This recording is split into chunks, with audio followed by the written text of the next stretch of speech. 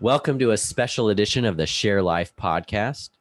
We're in an ongoing series as part of the discovery process for my next book project, From the Garden to the Cross, How Jesus' Harrowing Mission Shows Us the Way Forward. In this discussion, we're going to reflect on the interrogation of Jesus by the religious leaders after his arrest in the Garden of Gethsemane. I'm Jason Scott Montoya, author and creator, sharing stories and systems to live better and work smarter. Today, I'm joined by Nick, Benji, and Todd. Nick, say hello. Hello, everyone. Nick Bryant is the founder of Nick Print, a printing company that prints everything except money. He launched his business on April 1st, 2006, an April Fool's joke to himself, and is a business he's sustained ever since. Benji Hollis, say hello, Benji. Hello.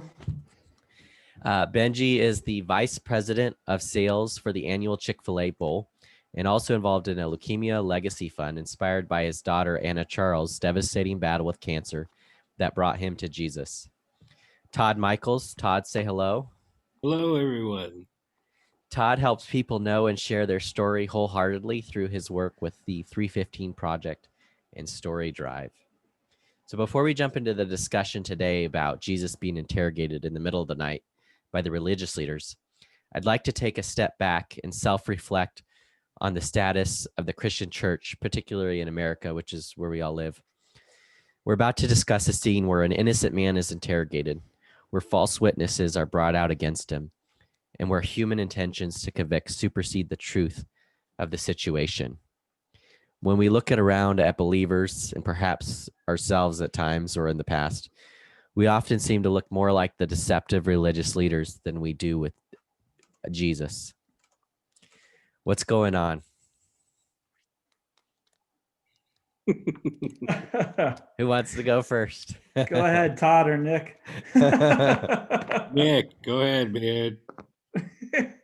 Well, I mean, things definitely aren't heading in an upward direction. I mean, I don't remember the Gallup numbers exactly, but I think in the last dozen years, the number of people who claim to be believers has fallen like 12%.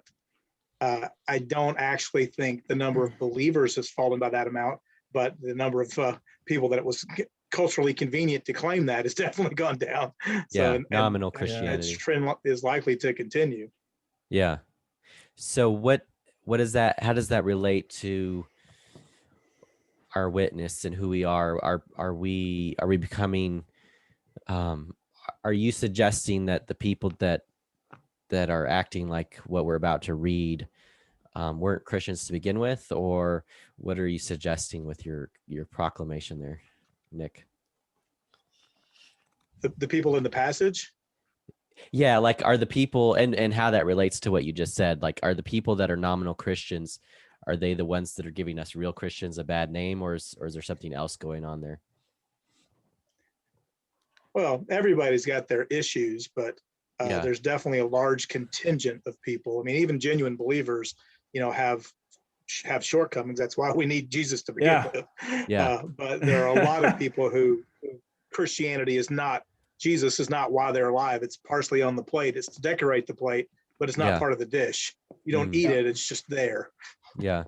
So it's a consumer-centric kind of posture towards Jesus and Christianity. Yeah. Yeah. In comparing today's culture with that time and place, this narrative doesn't really tell us what his disciples were doing. Mm-hmm. So right. I'd like to think that those of us who are disciples in the 21st century might be wondering, I wonder what the disciples were doing during this particular time. And I think we see some interpretations like in Mel Gibson's Passion of Christ, and I'm not sure what they'll do with The Chosen if they get that far. But I'd be curious what you guys are seeing in the Gospels as to what are these disciples doing at the time of the interrogation and at the time of his surrender. Well, we know one guy is running around naked without his robe. He got scared so bad. The other guys are hiding. One guy's warming himself up. Yeah. Judas, I guess, don't- betrayed Jesus. Yeah. I mean, I Yeah, think John is maybe the only one that it seems to be implied that he's there and he's not going to do something yeah. terribly bad, but Yeah. That that leaves like what, 10 or more. Yeah. where's Yeah. everyone else? Yeah, that's right. I think part of it too, and I think you guys touched on it. Um, part of the problem is that we're all sinners. Yeah. I mean, Jesus came. He came to save us. When you look at church too, it's a collection of we're all sinners Yeah. in that building. We all need Jesus. So I know that hasn't changed. And I heard somebody say, one of the problems was when the flood came, sinners walked on the boat and sinners walked off the boat. That's why we need Jesus. Yeah.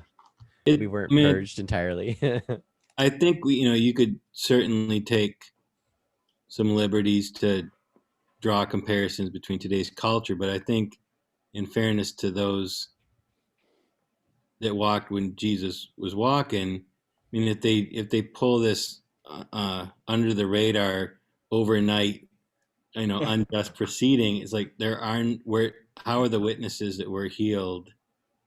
It's not a sin of omission that they didn't show up at the court proceeding. So, Yeah. Well, I guess part of me would when I look at the scene culturally in America and the political setting right now, and I can't help but think that what happened to Jesus then would happen again, especially by people that are proclaimed Christians, right? I don't know. Am I reaching too far with that type of a statement? No, Jesus himself said it, that, you will be betrayed, and, that not everyone that says Lord, Lord is a Christian, and you'll be betrayed by family members. And, he's prophesying betrayal for those that are going to follow him. Yeah. I think it's true in every generation, really. Yeah. He said, if they hated me, they're going to hate you. They hated me first. So So if we're not hated, we should be more reflective. Hey, that's exactly right. Yep. The red flag. So is there, what is it about us that we want to resist that conclusion, Benji, that we are sinners, that these people aren't that different than us, even though we want to see them as the villain and ourselves as the hero? Yeah, I don't know, man. That's a loaded question. I mean, we're all just flawed, and it just goes back to the beginning of creation.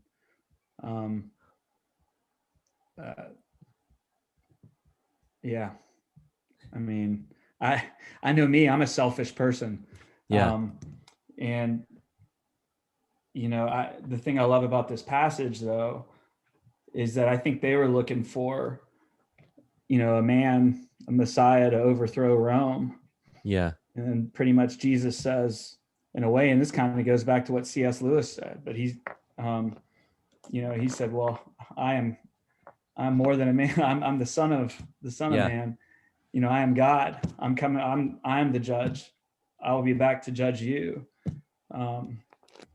And he left it pretty black or white right there. I mean, and that's what C.S. Lewis said. Either he's a lunatic or he's God. He didn't give us any kind of middle ground. And that, and you saw the reaction of those guys. And we should all look at that and say, with Jesus, you can't really go through the middle. I mean, he's the way, the truth, of the life, or there's the wicked. You got the goats and the sheep. Yeah. And I think we all want to think that we're the sheep and not a goat, when we're really just all a bunch of billy goats who need a shepherd. Yeah. And I guess it's perhaps Christ's passion that would hope would open our eyes the most to how true that is. How apart from Jesus we are doomed. There is nothing. Our degeneration just perpetuates into places that we would never imagine ourselves to get to. Oh, I could never see myself, or I could never do that. But we're just maybe not. We just don't have enough of an imagination. I think this part of the story helps us to see how that is possible for us. Yeah. And, and I think Todd had talked about, I mean, it's a way different culture now than what was back then. But, for some reason, I think I read somewhere where it's called chronological snobbery. Okay. We just think because we're further along in the timeline that we're smarter than everyone else that has come along, technologies and advancements. And distractions have become more with whether it's social media and entertainment, and it's just, easier not to even think about it. It's like Nick said, to be a convenient kind of a Christian. Yeah. I think that's the scariest thing, to be lukewarm. Yeah. They say. Yeah. And I think that's also what the cross forces upon us is you can't look at this story. You can't look at Jesus through these experiences and ultimately to the cross and be apathetic. Like there's a reaction. There's a response. There might be an avoidance to even look at it or to run away from it, as many of the disciples, I guess, did. But it does sort of justify, it requires something a response to it. So let's go ahead and jump into the passage. I'll go ahead and share my screen, and we'll discuss the actual interrogation here. But I'm going to read through it, and then we'll just talk through it. I'll start by asking all three of you, out of this whole passage, what's the part that sticks out to you, that resonates with you the most, that connects with you, that repels you? So let me go ahead and share my screen.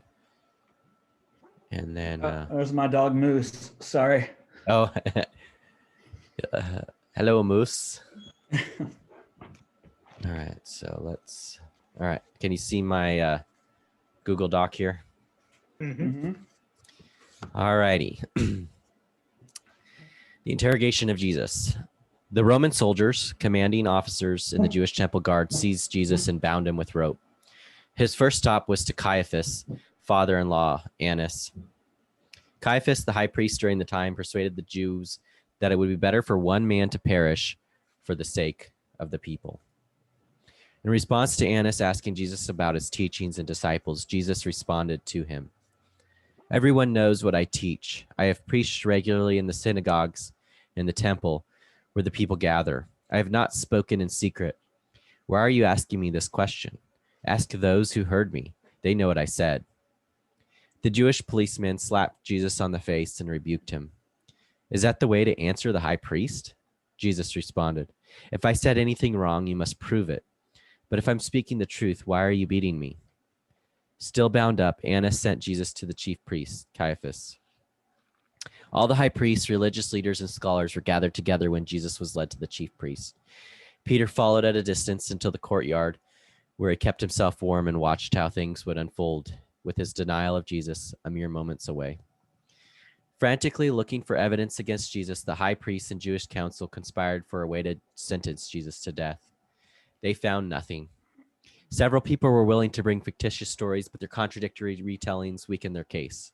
Then, two from the crowd voiced how Jesus spoke of destroying the temple and rebuilding it, but even their stories were not believable. It was then when the high priest stood up before the others and questioned Jesus. "Well, aren't you going to answer these charges? What do you have to say for yourself?" Jesus remained silent. The high priest asked Jesus another profound question. "I command you by the authority of the living God to answer. Are you the Messiah, the Son of the Blessed One?" Jesus affirmed the answer to this question. "If I tell you, you won't believe me. And if I ask you a question, you won't answer. But from now on, the Son of Man will be seated in the place of power at God's right hand." They all shouted back at Jesus, "So are you claiming to be the Son of God?" And Jesus replied, "You say that I am." The high priest was aghast and tore his clothing to demonstrate his horror. "Why do we need other witnesses? You have all heard his blasphemy. "What is your verdict?" They cried out, "Guilty. He deserves to die." The high priests, religious leaders, and the entire high council met to discuss what would happen next with Jesus. Their plot to kill him was moving forward. The crowd around began spitting on him. After they blindfolded Jesus, the Jewish police struck him and mocked him, demanding this prophetic Messiah tell them who hit him. Ready to escalate the matter, they tied up Jesus, let him out, and presented him to the Roman governor, Pilate. So, what stuck out to you most, or resonated with you most as we look at this? One of the things that was interesting for me is, when he's asked about his teachings, and Jesus essentially defers to, "Hey, I've been public. I've been saying stuff. Why are you asking me about something that you already know, or could already know if you really wanted to?" Which is interesting that he would defer that way, but also that, he's not, none of the things that they're accusing him or attacking him for are things that he said secretly, right? They were only things that were said publicly. And so there's a bit of transparency there that's interesting, that stuck out to me. What about you guys? In one of the commentaries I was reading, the author was making a point where Jesus might be saying, like, "Hey, dudes, like, I've been doing this in the light of day. Y'all ain't arrested me then, so why are you asking me about it now? Because you saw me do it publicly, but why would you arrest me at night for something that you clearly saw me do today?" And I think he was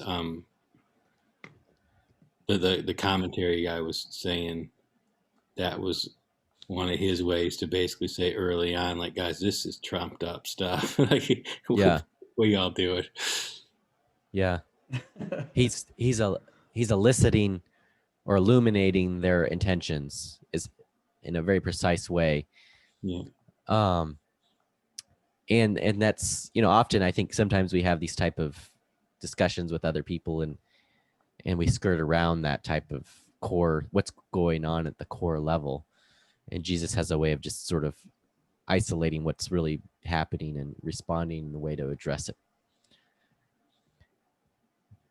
What jumps out at me the more, especially the more I watch, like, The Chosen or go back and watch The Passion. My kids are watching a bunch of anime, right? Yeah.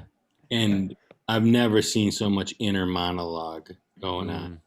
And it's like these authors of these gospels don't give us insight into the inner monologues. So when I think of Pilate, which I know is not in this passage, like, we hear what he said, but what's going on in his mind, let alone what's going on in his heart. Yeah. So we're looking at the Sanhedrin high priest. The thing that stuck out with me is, he's asking this question, "Are you the Messiah?" Well, the fact that you're asking it might lead me to believe that there is some doubt in your mind whether I actually could be. Mm-hmm. And yet you're proceeding with this trumped up stuff. And then when I confirm what you basically have telling me that I am the Messiah, you're in horror. Well, I'm saying, I wonder if in the heart, in this inner monologue, high priest mind and heart, he's like, there's a part of me that knows dang well that I might actually be about to crucify the Messiah, but my priority or the sanctification of my political power or my prestige or my platform, I will gladly sell out the Son of God for that. And I'm just like, dude, I wonder what's on this guy's heart, really, because we don't really hear it. Well, that's interesting. Like, perhaps sometimes we forget, like, they all had, like, real world tension or groundings, right? They were in power. They had this thing or that thing. They owned whatever they owned. They had a business, whatever. So it's interesting just to think, more specifically, like, well, if I do this, then it could cost me a great deal in the real world, right? And I guess that's what I was trying to allude to earlier, was just that, we've got all the distractions and everything now, but you have these people that were back there around it, and they actually witnessed some of the healings, a lot of the healings and some of the miracles, and they still didn't want to believe. Yeah. And it's not like it was Game of Thrones back then. It's not like they were walking around miracles everywhere. That's what was so incredible about the miracles that were happening. I see. You mean like the miracles Jesus was doing were anomaly versus just normal. Yeah. And it was the power of God. And it's not like people were just getting raised from the dead all the time back then. Yeah. So it'd be easy just to question. I mean, it was a miracle. Yeah. And they still weren't believing, and they still had that pride in their heart. So it's easy to see how it's still the same way today. Yeah. But we can, like, any of us can try and get in Judas's mind or these Pharisee minds, but like, I'm very uneducated in like Judaism or Old Testament stuff, but like, if Isaiah and Zechariah, they're prophesying that the Messiah is going to be despised, is going to be hated. Like, are they connecting the dots? Poor guy. They're fulfilling prophecy right then. Yeah, you guys are one guy goes. Someone's got to be the goat here, and I mean, he's yeah.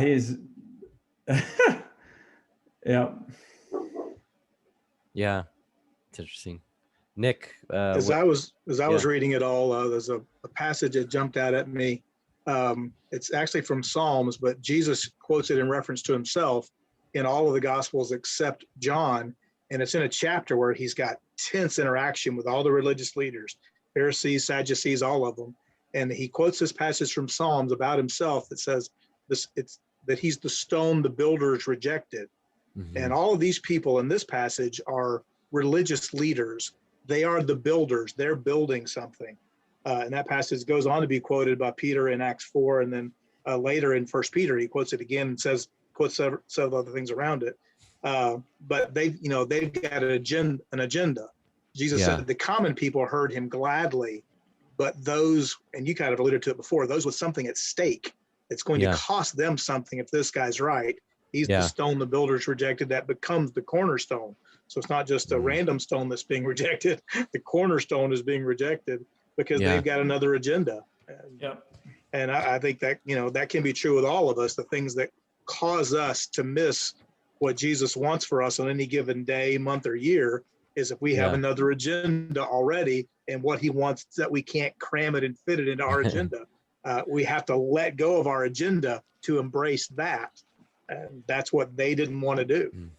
And I think often it takes the agenda being destroyed for us to finally let it go. It's not like we willingly give it up. It's usually run over by a semi truck and then we give it up, right? And sometimes those mercies of God which seem like terrible things in our life are actually his mercy to give us the life as opposed to the death that's inevitably coming, right? Though I think there are some that cross that threshold, like they left their nets and followed him. So they could have said, hey, I got my career here. What you got is fine for religious zealots, but I'm a fisherman. I got a good thing going. But even then, fish. they as this is unfolding, they could have been like, wow, like a friend was telling me, he said, well, what if Peter was thinking, I just spent 3 years with this guy, abandoned my fishing business, and now now it's all coming to an end. Maybe I should have stuck with the fishing. Yeah, absolutely. I had second thoughts. What's kind of interesting to me is that, and this may come off super ignorant, so a big asterisk, right? in the time of that passage, the political leaders were not even in the interrogation process. So if you look in 2021 in America, it's like, if Jesus was here right now, like, who's going to bring him up for trial? The Georgia Baptist Mission Board?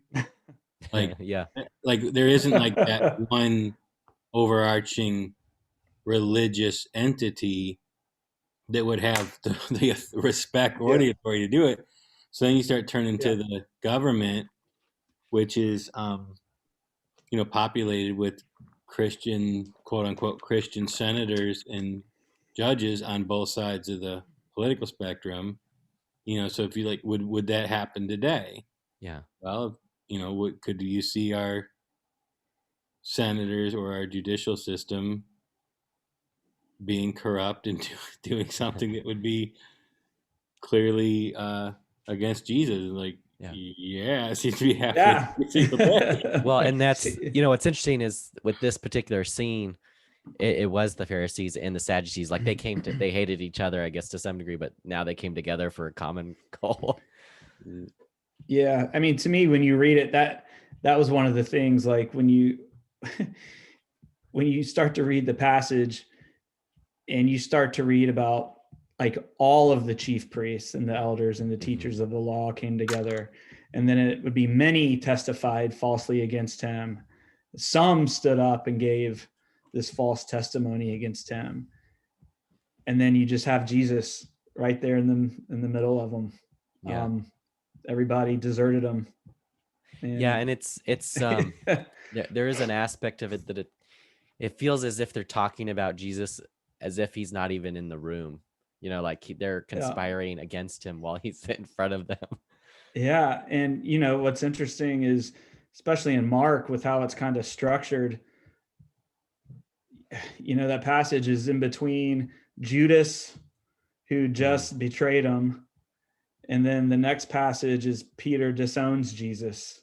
Yeah. And then he's already surrounded by it just gives you an example of how, I don't know, it's just a great visual of how everybody just left him. Yeah. Yeah. And we won't necessarily dive into in today, but Peter's denial is in parallel to this interrogation scene. Yeah. And one of the passages says, when the rooster crows, he looks over at Jesus, who's in this moment. And that's when he recognizes the truth that Jesus prophesies then at the Last Supper, that he would betray him. And so yeah, there's a lot going on in this whole story in this moment. I want to just go back to the beginning and we'll just walk through some of these pieces. So first I wanted to go back to so they when they bring him in to be interrogated, they stop at Caiaphas' father-in-law, Annas. So there seems to be a bit of nepotism going on at first of this religious leader situation, but there's also like this weird patriarchal. Caiaphas is sort of, he's not an official leader, but yet he's sort of controlling some things. But what's interesting, and I read this last night, but he says it would be better for one man to perish for the sake of the people. And last night, there's a passage in Job, and I don't know if it's a direct allusion, or maybe it was in Isaiah. Now I'm getting it mixed up. But there's a scripture that actually kind of references how I think it was referring to the Messiah, the one will die for the many. And so that was an interesting allusion or connection. I don't know how specific that is in terms of John's trying to make that connection, but what's also interesting is we do have a lot of these details about what happened here. We also know that a lot of these religious leaders became Christians after the resurrection. So they were part of Christ's crucifixion, but they were also part of his resurrection. And I suspect that's why we have some of these details in they shared them, but yeah, that's a separate piece of it.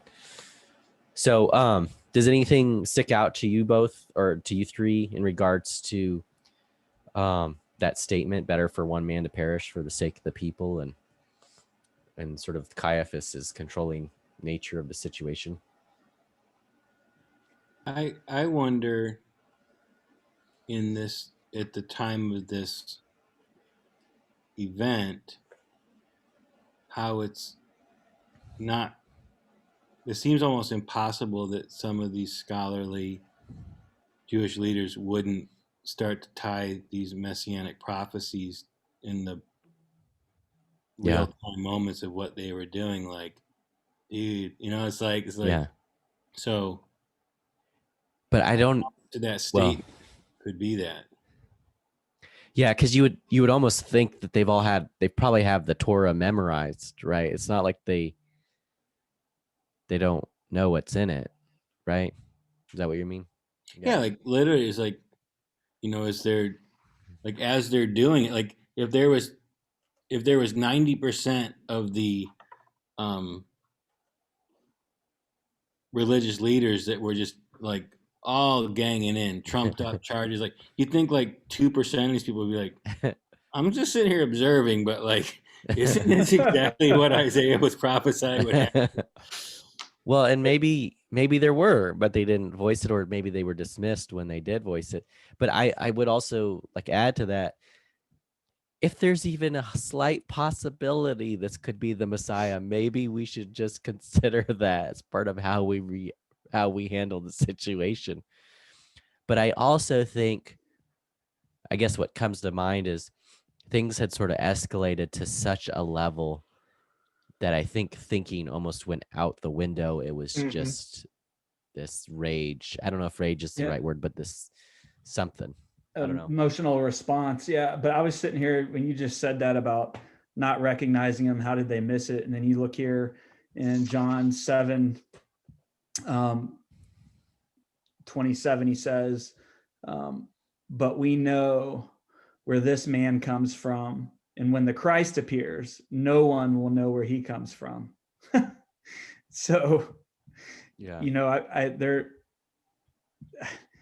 it's interesting how that reads, because it's happening exactly how they say it's going to happen. He's there, and they know where he's from.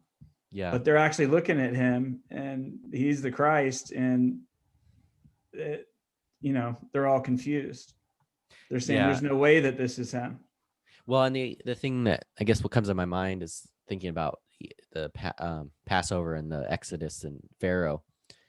I mean, Pharaoh, Moses would tell Pharaoh this or that, and then this or that would happen, and then this plague, and then that plague, and Pharaoh, he had like all these examples of, okay, this is going to happen if you don't do this, and then he didn't do it.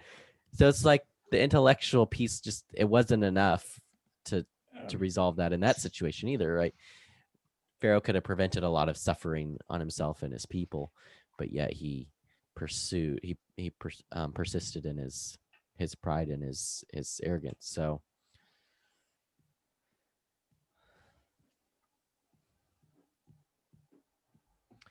it doesn't really go into this, but it would seem like there's a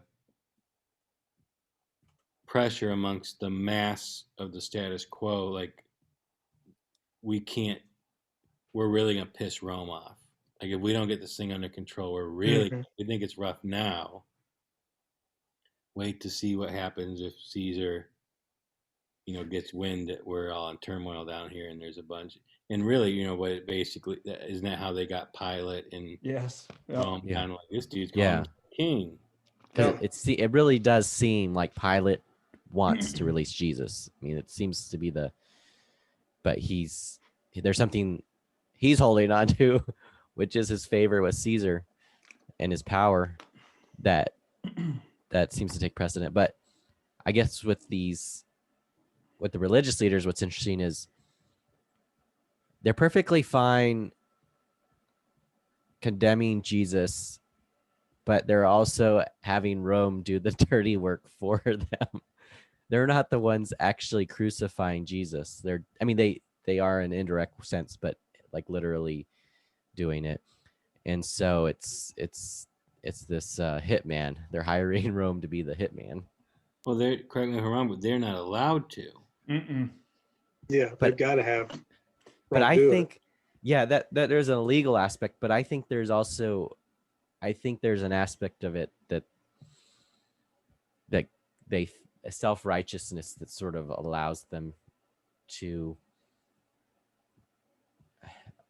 if they were allowed to, I guess I would wonder if they still would do it, or if, there's something about like not being because there's the religious cleanliness, like they won't go into Pilate's temple, like there's this weird legalism that they adopt that I think gives them a cover for actually for the murder. So yeah, but they're, you keep in mind, they're also, I think as Todd said, they're kind of holding this kangaroo type court in the veil of dark, yeah, away from everybody. And I believe also, and correct me if I'm wrong, that if it had been a legal trial, that based on whatever rules they had, that even if he were to come back guilty, that if it was official, they'd have 24 hours or something like that to think on it. But I think that's one of the reasons why they're trying to push this thing through at the right in the dark. Yeah. I saw a commentary that said there was like at least 4 well-known Jewish customs that were absolutely violated that in of themselves would have caused it in this trial. And they blew through all 4 of them. Yeah, because really, if the 2 guys that even when they were talking about the temple, when they misstated what Jesus had said, I mean, because they didn't agree, that right there would have been grounds enough for it all to be done with. Mm-hmm. But they kept going until Jesus, was silent until he said, I am. Yeah. Now, so at the beginning, when he's talking to Annas and he's being questioned by him, he responds with what I mentioned earlier, I preached publicly. And then he goes on to say, if I've said anything wrong, you must prove it. But if I'm speaking the truth, why are you beating me? And, that's, that phrase, if I said anything wrong, you must prove it. But if I'm speaking the truth, why are you beating me? I don't know. There's something about that that kind of sticks out for me. Something they were about always trying to trap him in what he said. In that same passage I mentioned about the stone the builders rejected, it said they sent spies in, and they're the ones to try to trap him in his words, and they're the ones that ask him about, we know that you know everything and you're wise and all that, flowering him up. Is it lawful to pay taxes to Caesar?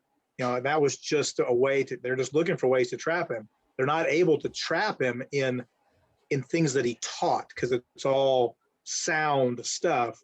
So they're looking for another angle. Yeah. They know he's not teaching falsely, but they know they don't like him. Yeah. he's sliding through their traps, I guess is what you could say. The translation you have here for you must prove it, I got the translation, then you must bear witness. And I think that those, the depth and the distinction between those, the specificity of it, right? I think that invites some deeper investigation and consideration. Yeah. So the next part is all the high priests, religious leaders, and scholars were gathered together. So this is when he's sent the chief priest. Peter followed at a distance until the courtyard where he kept himself warm and watched. Frantically looking for evidence against Jesus, the high priest and Jewish council conspired for a way to sentence Jesus to death. So part of this was a little bit, when I was studying it, it felt like they should have been a little bit more prepared for this moment. But it always feels like, oh, we finally got him. Now we got to figure out how we're going to falsely accuse him. That was weird to kind of see how poorly executed that was.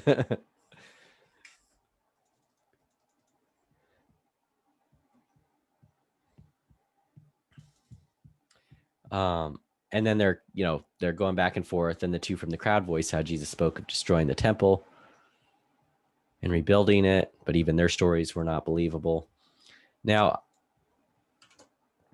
I don't know what I think with that one, they're trying to get him on like a rebellion type of a charge, like he's physically going to go and blow it up. Or however you would destroy it back then if you didn't have explosives. But I don't know what the angle there is like, is it just, I don't know. It seems. Yeah, it's a hypothetical crime because it's not been Yeah. destroyed. Yeah. He just said, if you destroy this, and I'll rebuild it in 3 days. What? It's even strange to me. Like, I've never been to Jerusalem or kind of got a lay of the land, so to speak. Was like, Yeah.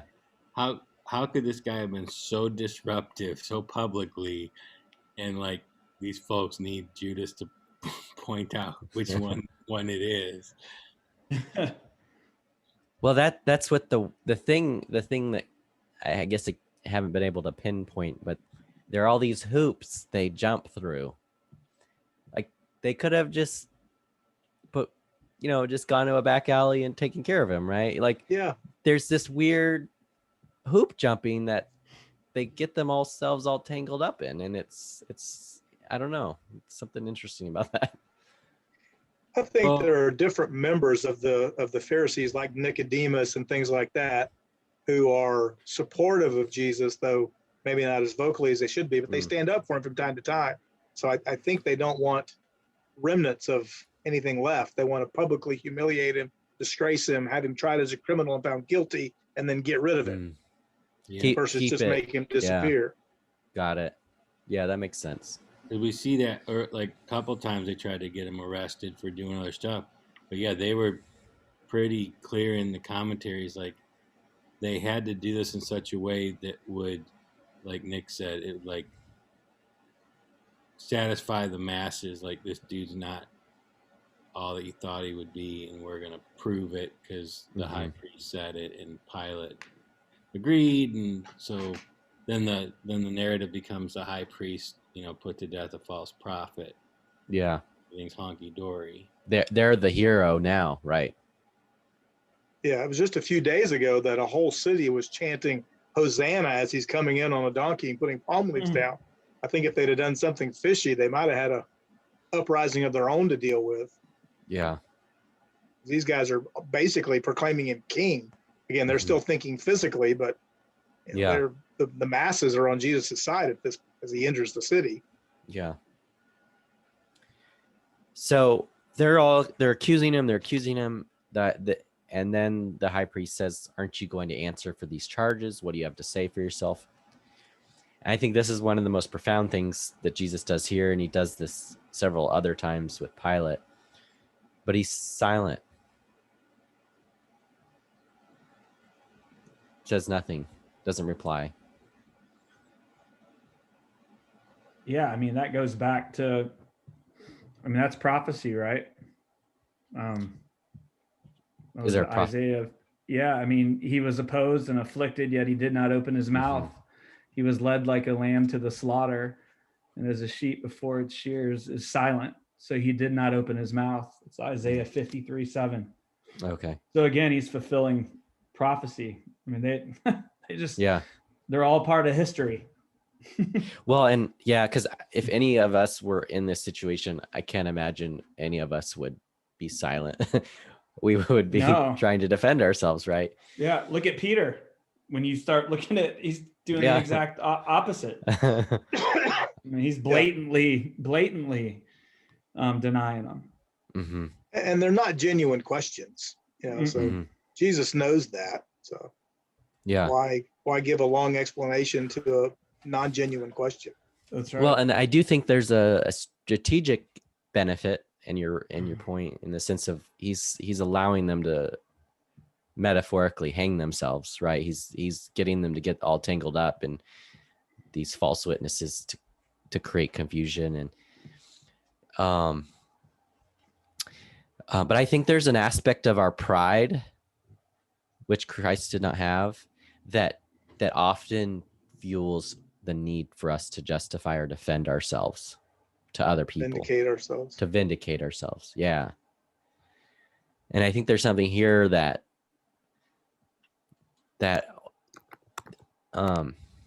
our justification comes from Jesus. So we don't have to justify ourselves to others. Now, it doesn't mean we can't or shouldn't in certain situations, but we shouldn't have this compulsion to justify ourselves, right? Am I True. hitting on something there?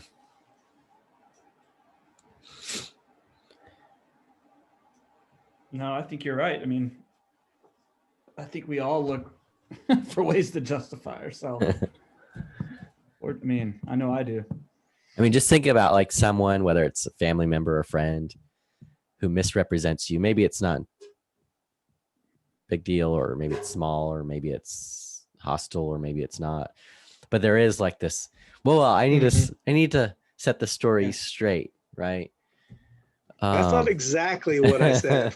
Yeah. But it's not even like, it's automatic, it feels like. So to just sit and allow ourselves to be misrepresented is an interesting exercise to practice. Mm-hmm.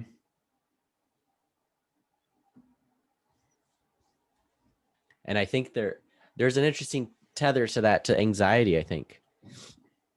I think the anxiety might be part of what drives us to respond. Like we feel that anxiety, and so we're trying to resolve it somehow. You got to wonder, he's sitting there, trumped up charges. He's already asked Dad to take the cup. He's like, look, this is going to go down anyway. Yeah. In that silence, is it, acceptance of God's will and obedience? Yeah. Mm-hmm. Yeah. Yeah. Because I think back to just, that's a good point. I mean, keeping in mind what he just said when they arrested him in the garden. Yeah. If he wanted, he could call 12 legions of angels right there. Yeah. But he's showing the greatest restraint. Mm-hmm. Mm. Yeah, restraint. That's interesting way to. I mean, it's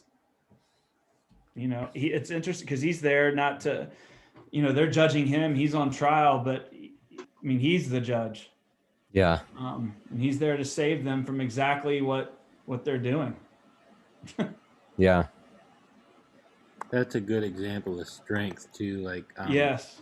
Definition I've heard, like, real strength is knowing you can unwield it and having the restraint not to. Yeah. Yep. Yeah. And that's, the restraint, and then what he does do or say throughout the whole experience. I don't know. It's all part of the point. It's all part of the purpose. In other words, he's not going to say something unless there's an important reason to say it, or do something that doesn't warrant it as part of that. Yeah. Yeah. And I think a big part of it too, though, is just the fulfillment of scripture, right? Isaiah 53:7. I mean, all the way back from the beginning, especially when you look in Mark and even in John, when with John the Baptist, I mean, everything's tying back to the Old Testament. Yeah. So from the very beginning to the end, right there, I mean, he's fulfilling Old Testament prophecy.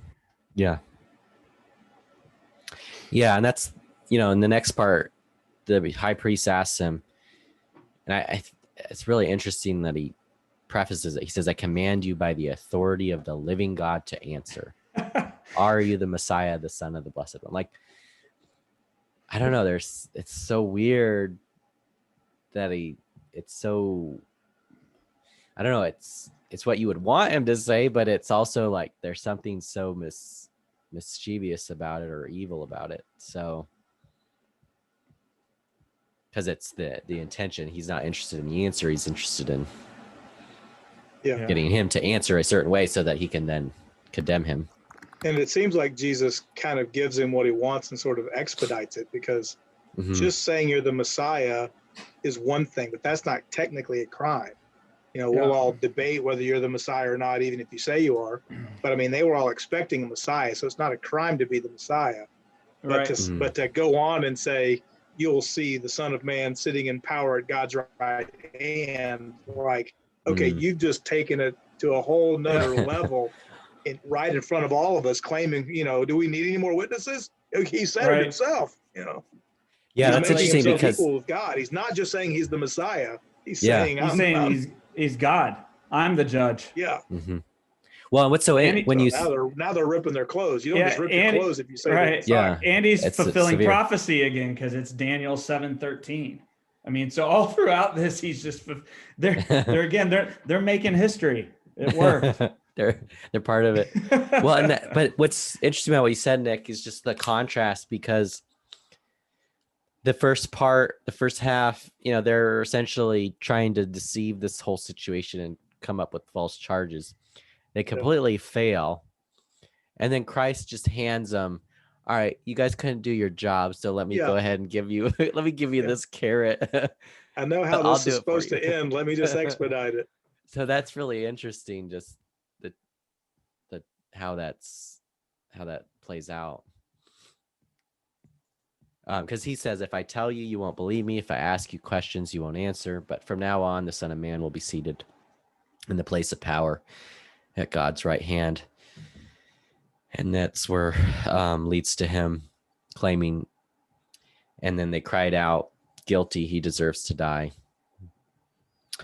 And now they had what they needed to kill him. Now, what's interesting here then is while they're convening, the crowd began spitting on him, blindfolded him, and struck him. And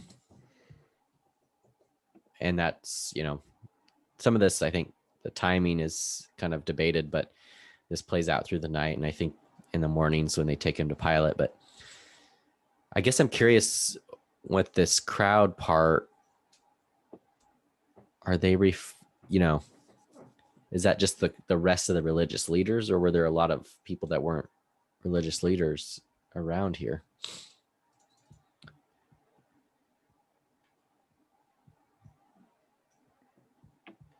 I don't know. Yeah.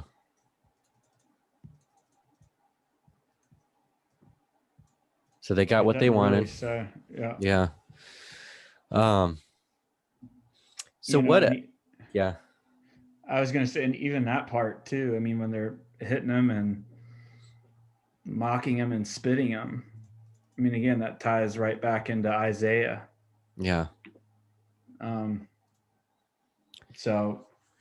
Well, that's where it's interesting. Like, who are these people? Because they're the religion. I mean, the religious leaders, they're doing things. If this is them too, they're doing things that's clearly wrong, even to their own standard, and how they're treating him. I thought it was interesting that if I ask you something, you won't answer it. One of the passages, in fact, I think all of them, where the stone the builder rejected has become the capstone. Yeah. Luke 20, it starts off with them coming to him saying, tell us what authority you're doing all this stuff. Yeah. And he says, let me ask you a question. John's baptism, was it from heaven or not from heaven? And they don't want to answer that question. If we say not from heaven, then the people won't like us. If we say from heaven, then why weren't you baptized? We're kind of stuck. We don't have a good answer. So we don't know. He said, well, I'm not going to answer your question either then. So he kind of had a history of that comment. Yeah. If I ask you a question, you won't answer. He asked them that before, and they wouldn't answer it. Well, I wonder then, very heated chapter. Those people that were in all those moments, like the one you described, they must be in this moment too. Those religious people. Yeah, some of them for sure. And so there is an aspect of this that I wonder if it's coming back around. Jesus is essentially confronting them for partially what happened before as well.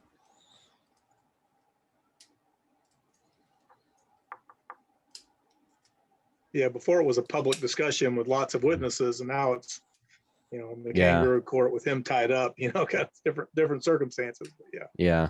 full circle.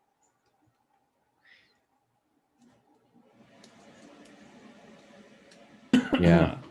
So what do we learn about Jesus in this passage? That he's God. And what is that? What is it about that we learn? He's got poise. I mean, he kind of knows what the score is. He knows what they're up to. He's unflappable, unravelable. Just Seems Yeah, like he's teaching, like he's cognizant that he's teaching throughout the entire passion.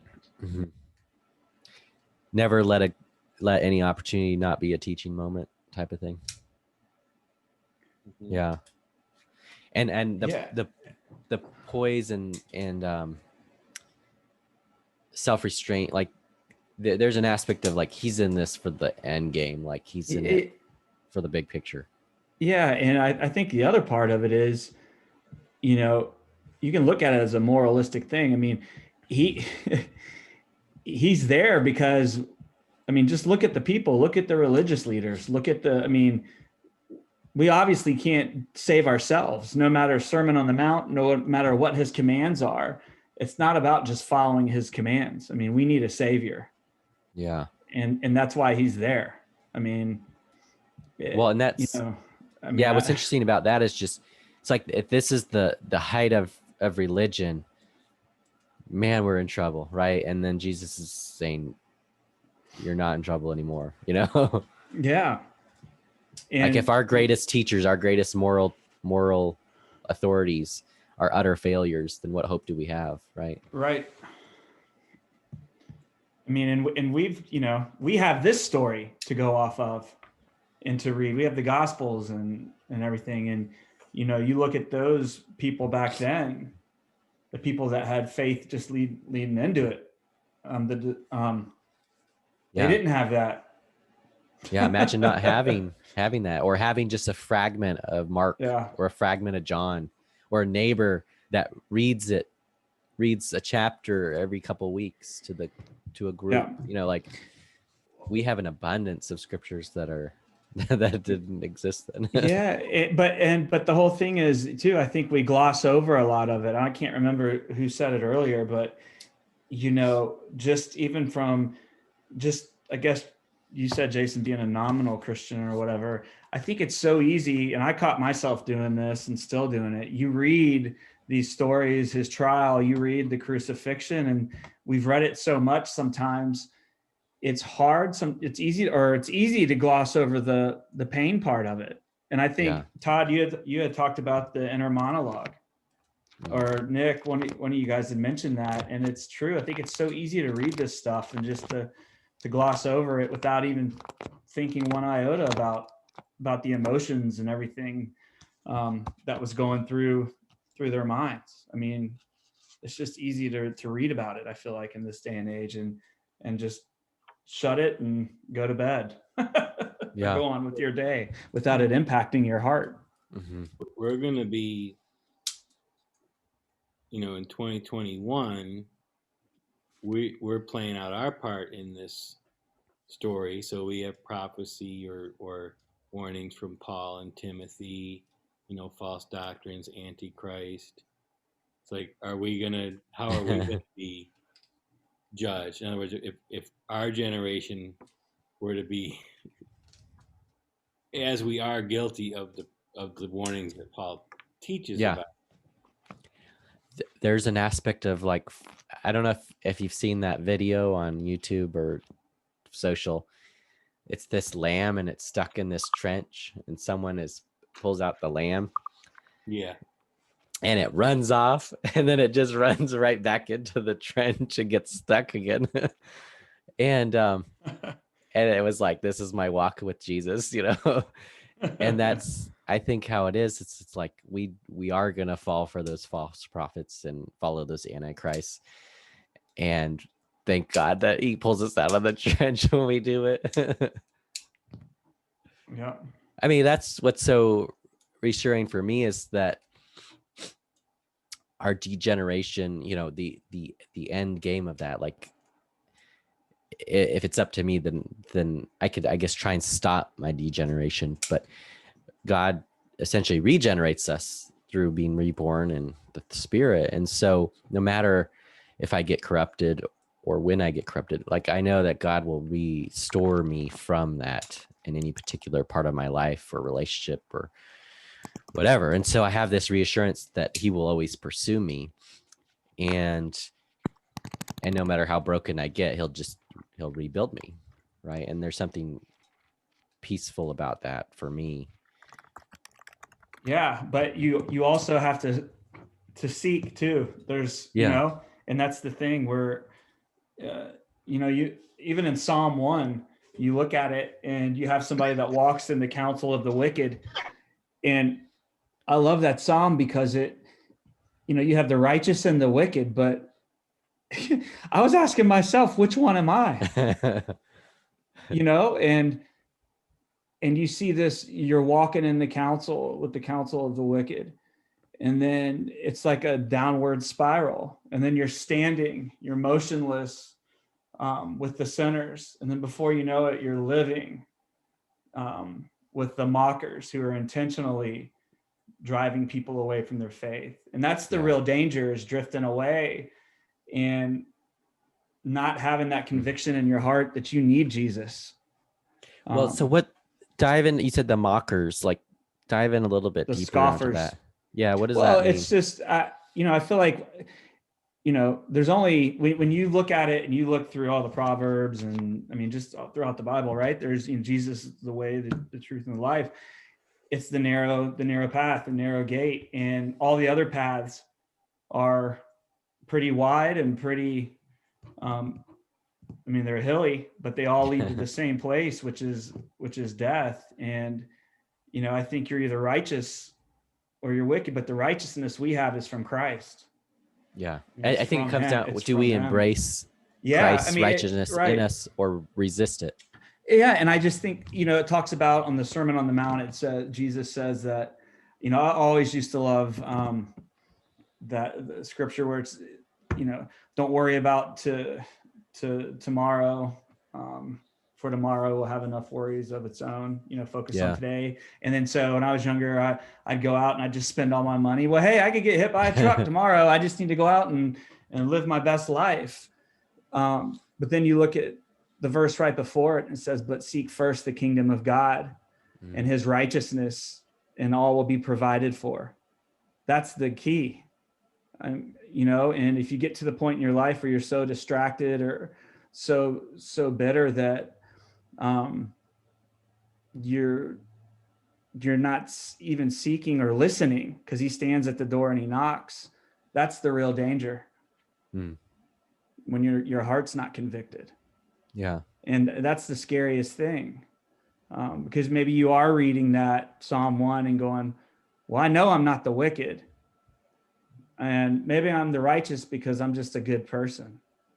Yeah. And that's not why it's not why Jesus did what he did while he was here, why he came here. He did it because we can't do it ourselves. Mm-hmm. Yeah. And in a sense, that the Sermon on the Mount is a fleeting standard we cannot meet apart from Christ. Right. It's despair. We need a savior without Jesus. Right. Yep. What else?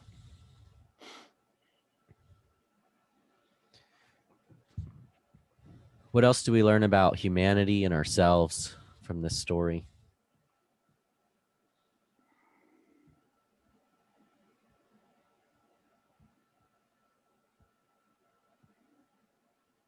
Keep a very loose grip on agendas, because agendas will blind you to what God wants to do. So you've got, what are your plans? Yeah, make that practical for us. Like, what is that for us today in this world?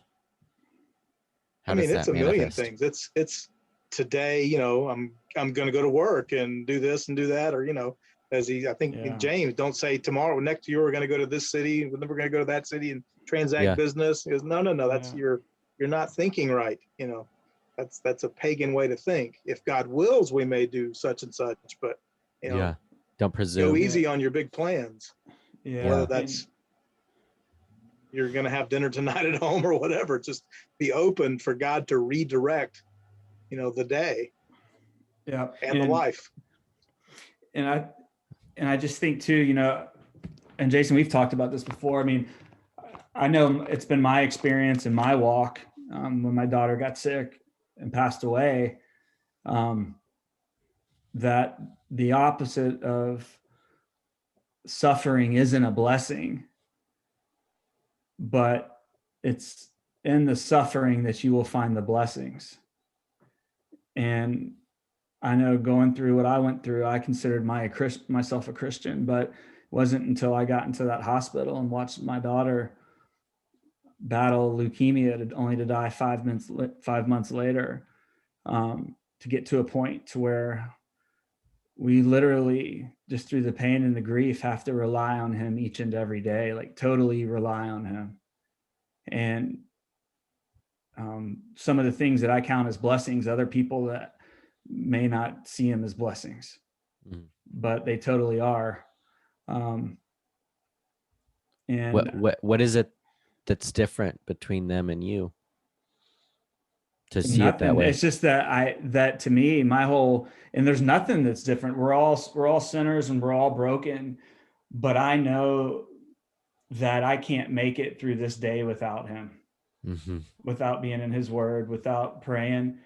And that's not because I'm trying to achieve something. I'm just trying to find peace from my grief. Yeah. And what is peace? Peace is knowing what lies ahead.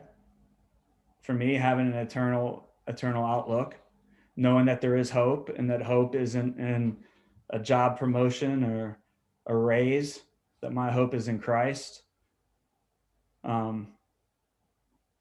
That's the difference for me. At least that's where my hope is.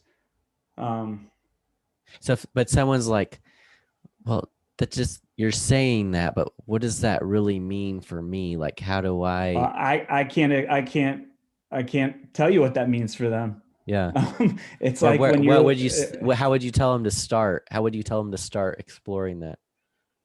I would tell them to start by getting in God's word, by praying, being intentional with trying to follow. To me, it was a matter of survival. And I always had put other things ahead of Christ or my faith. And, if he's not first in your life, then he might as well just be last. And I'm not sure I would have been saved any other way if my daughter hadn't have gotten sick. And now they're talking about how it changes everything. Now that I know who she's with, she was 6, and you don't lose anyone, you lose to heaven, first off. And her story and his story, through her story, changed my life, because I thought I was walking a straight walk, but I wasn't. And that was the biggest thing. And now that I know who she's with and where she is and what lies ahead, I can find peace in that. Yeah. My dad died when I was 19 years old playing tennis, and I was eaten up with bitterness and anger all the way up until my daughter got sick. And there's a big difference. Yeah. So I guess, people could look from the outside and say, oh, God, that doesn't sound like a great life. But I got to tell you, even in the gut-wrenching pain that we have each and every day, the peace that we have in Christ each and every day, just being in his word and doing things like this, like, to me, this is incredible, just to be able to sit here and have an open and honest discussions about Christ, man. It lifts me up. Yeah. It lifts me up. And I can't think going into that hospital, I'd never done this. Maybe went to church on Sundays, but I don't think I ever had a conversation about God, about Jesus outside of church, even if I had one in there. Yeah. So again, I just think it's being intentional. Yeah. Well said. All right. Yeah. I just talked too long. I'm sorry. No, you're good. Yeah. Well said. Thanks. Todd, Nick, what are your final words for us before we wrap up here? Well, as Benji was talking, I was thinking of a couple guys in the Bible. I mean, most of the people that interacted with Jesus needed something physical. They were, a lot of healings and stuff like that. But there were a couple interactions of people who felt morally bankrupt. They felt something missing inside of their heart. And they're two contrasting stories. And one is Zacchaeus, who, was a terribly wicked man, really, and stealing from people and a tax collector and lots of issues. But something about his encounter with Jesus, he crossed a threshold, I call it the threshold of faith, where he really saw Jesus and knew that this man could help him with the emptiness in his soul. And just right there, on that day said, if I've robbed anybody, I'm going to give them back 4 times. And, and Jesus said, another child of Abraham has been born tonight, that, Zacchaeus, you've done it. And the other guy's the rich young ruler. On the outside, he had everything together. He's totally opposite of Zacchaeus. He's kept all the commandments since he was a child, but he's still coming to Jesus. He still feels empty. So he says, "Teacher, what do I lack?" And he says, "Oh, you know the commandments." He says, "Yeah. I've done all that since I was little, but I'm still missing something, and I think you know what it is." And so he says, "Okay, I'll tell you what it is. Sell everything you have and come follow me." And the guy walked away. It wasn't a threshold he could cross. Zacchaeus could cross it with a life totally messed up, totally messed up. The guy whose life seemed mostly together, especially compared to Zacchaeus, couldn't cross that threshold. And that's the threshold God calls all of us to cross. And until we cross it, we're going to walk away sad like the rich young ruler instead of having a party like Zacchaeus is having. And Jesus is sad when he walks away too. But it requires that we let go of who we think we are and embrace Jesus and see him. And we do that and life makes sense. We don't do that and we're destined to confusion and poverty and more of our own self-inflicted misery. Yeah, you're right. And amen on that. And, it says in Job says, hey, God says, I answer you once and you don't listen. I answer you again and you're not paying attention. So, I mean, God's talking to us in our circumstances. We're just, we're praying for our own name's sake and looking for him to answer the way that we want him to answer it. And when he doesn't, we feel like he's not answering. And that's the thing, right? So you go back to Matthew 6:33, and it just says, but first seek his kingdom and his righteousness and his kingdom, and all will be provided for. And he'll provide what we need, not exactly what we want or what we think we should have. 100 mothers, brothers, it's just relationships galore if we'll really abandon ourselves. Yep. Yeah. But unless the seed falls to the ground and dies, it abides alone. It doesn't have relationships galore. It's just rotting inside of its own self. That's right. That's right. Yeah.